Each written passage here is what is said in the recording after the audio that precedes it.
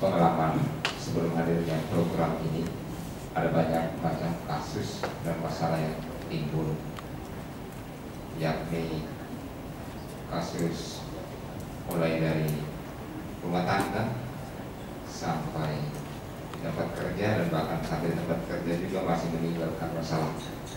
Tapi dengan kehadiran program ini sudah memberikan warna baru bagi desa, dan sampai saat ini sedikit tidaknya mengurangi masalah itu.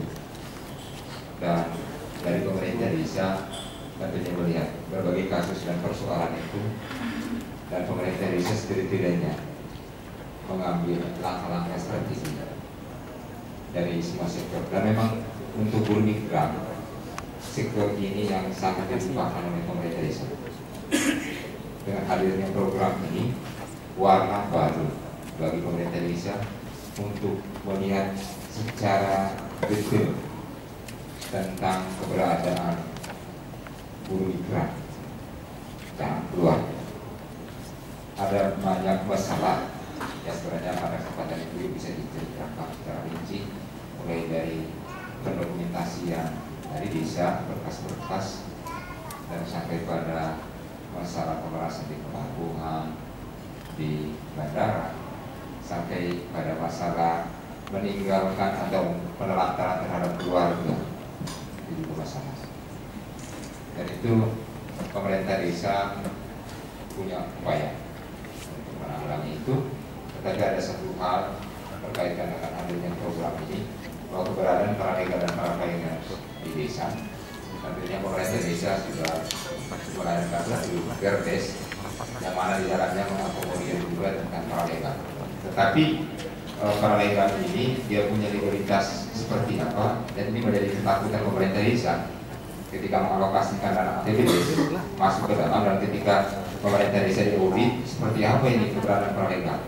Ini yang harus diperjuangkan dalam forum seperti ini. Lalu yang kedua, tentunya hadirnya para legal dan para finance di desa menjadi kecemburuan bagi organisasi lain, karena ada banyak organisasi lain yang sudah mendapat SK kepada desa, dan ada yang tidak dapat SK kepada desa hanya karena keterbatasan keuangan desa yang selama ini didapat melalui dana ada di nilai yang cukup kecil, yang mana sudah digariskan dalam petunjuk operasional dan tidak bisa diganggu juga dengan yang lainnya.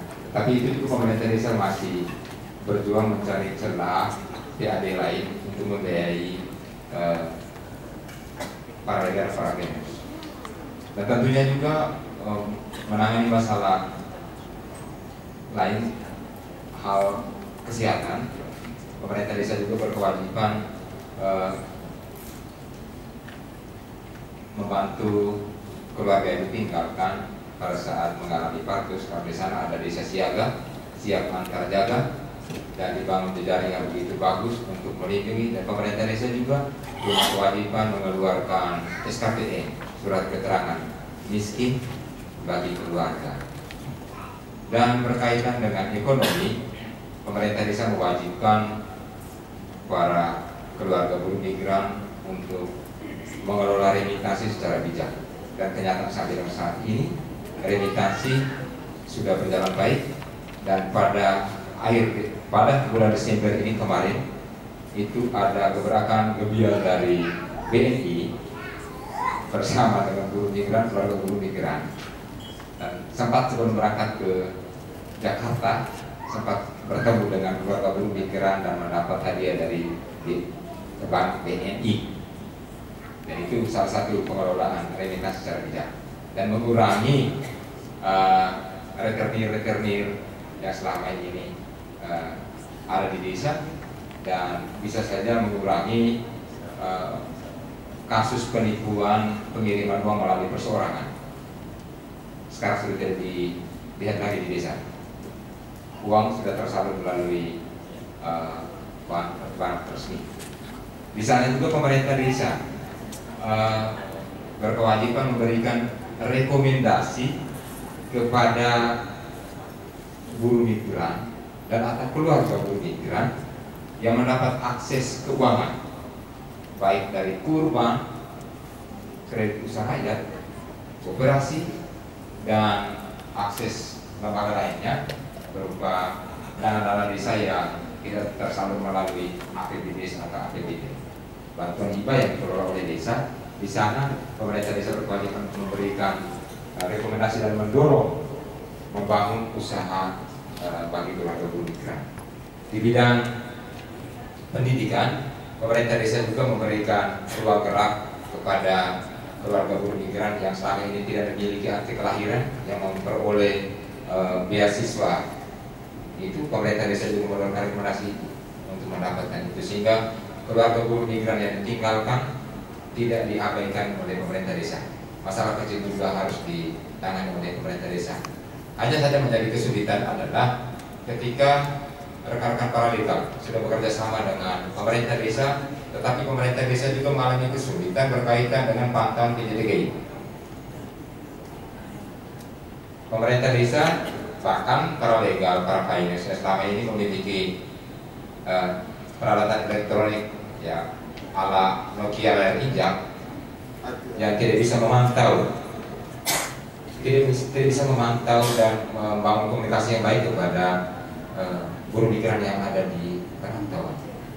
Nah, selama ini itu yang menjadi kesulitan. Kita pantau PJDKI, tetapi kita tidak memantau buruh migran yang bersangkutan hanya karena kekurangan itu.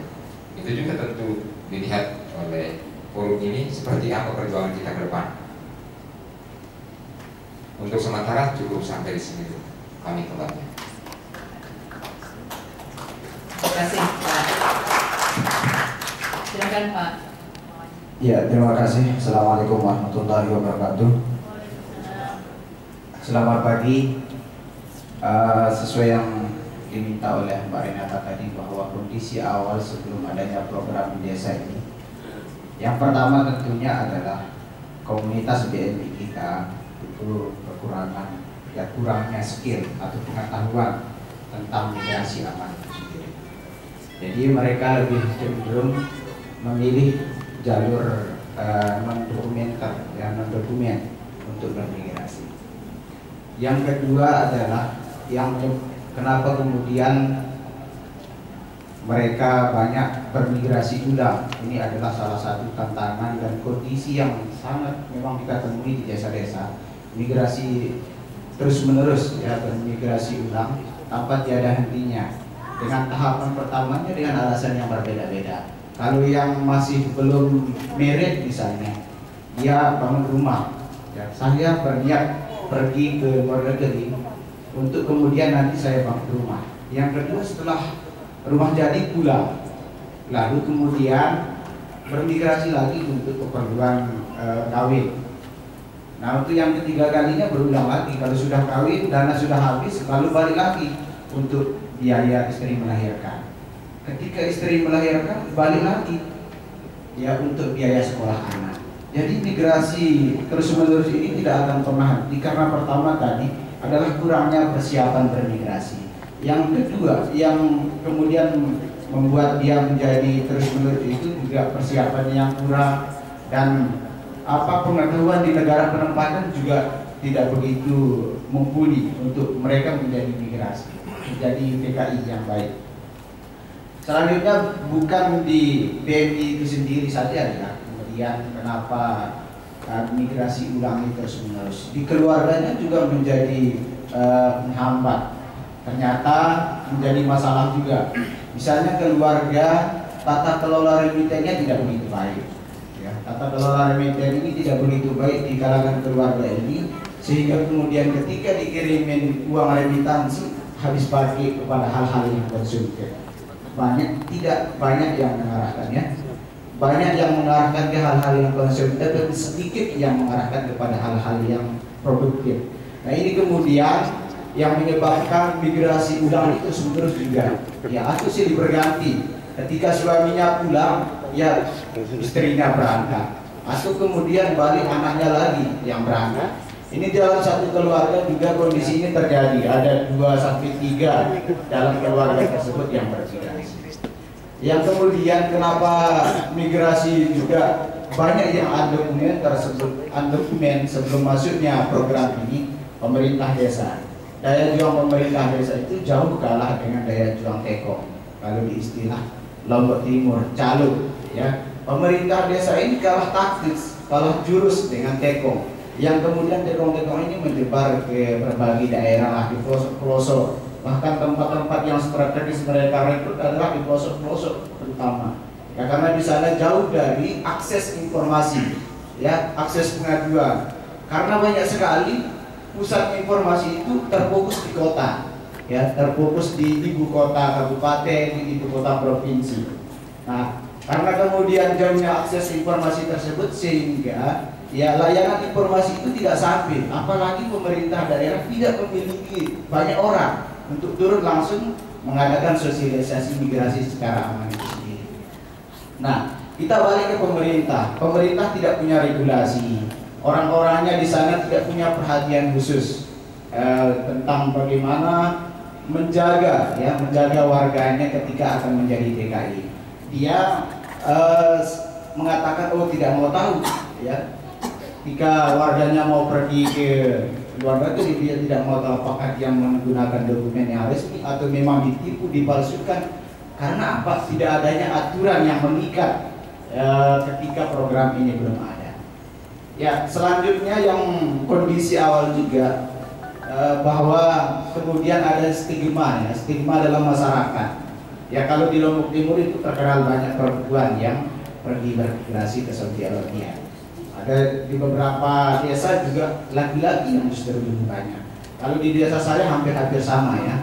Padahal ya ada komunitas di sana sudah dalam pendekatan agama sudah kita berikan pemahaman bagaimana kalau migrasi bahwa kemudian orang perempuan kalau keluar itu tanpa murid begini, tapi ternyata masih belum mumpuni hal-hal yang demikian.